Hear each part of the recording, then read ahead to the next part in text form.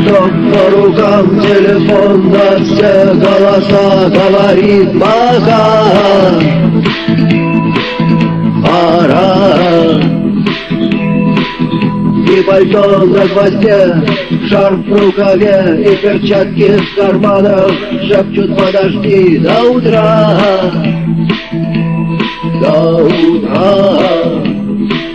Но странный стук зовет дорогу. Может, сердце, может, стук здесь. И когда я обернусь на пороге, я скажу одно лишь слово: «Нет».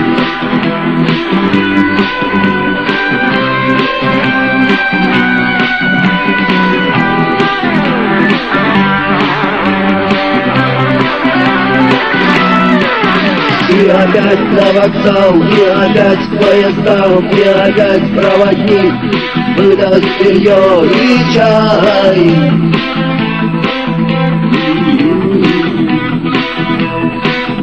И опять не усну, и опять сквозь грохот колес не послышится снова: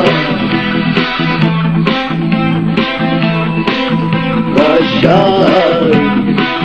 Но странный стук зовет дорогу. Может, сердце, может, стук дверь. И когда я обернусь на пороге,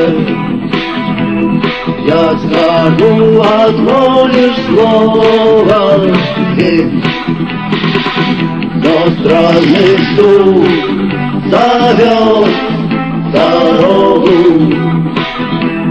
Может, сердце, может, стук дверь.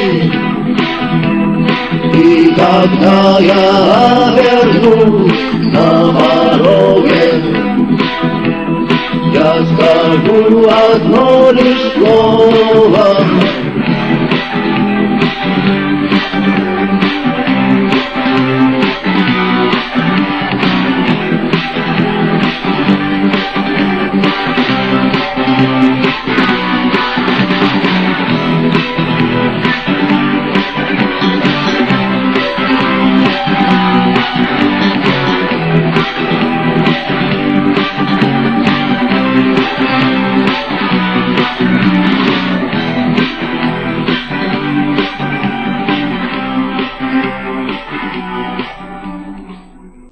Сейчас я смотрю, многие рок-группы стали ездить, рок-клубовские, вышедшие из рок-клуба.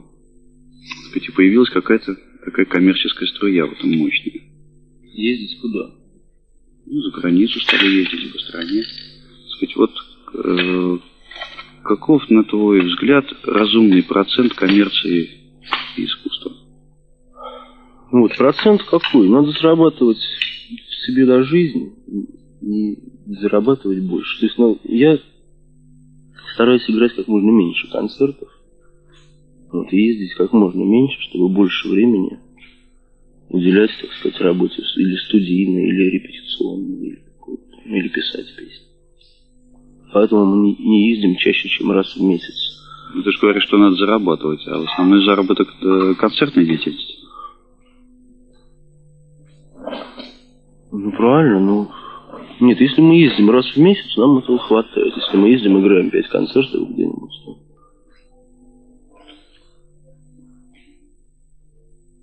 Ну и что будет после этой пластинки? Следующее. Уже есть что-то для нее? Ну, это совсем новое. Поэтому... Ну, видимо, есть какие-то песни, которые сюда не войдут. Пока какой-то основной темы такой не сложилось? Чего? Будущей пластинки. Нет, не могу говорить о будущем. Я думаю только о сегодняшнем дне. Чего тебе не хватает на сегодняшний день жизни? Я не думаю об этом. То есть я не думаю о том, что вот этого мне не хватает. Я так... Но песни ты пишешь? Ну, так вот там все об этом и есть.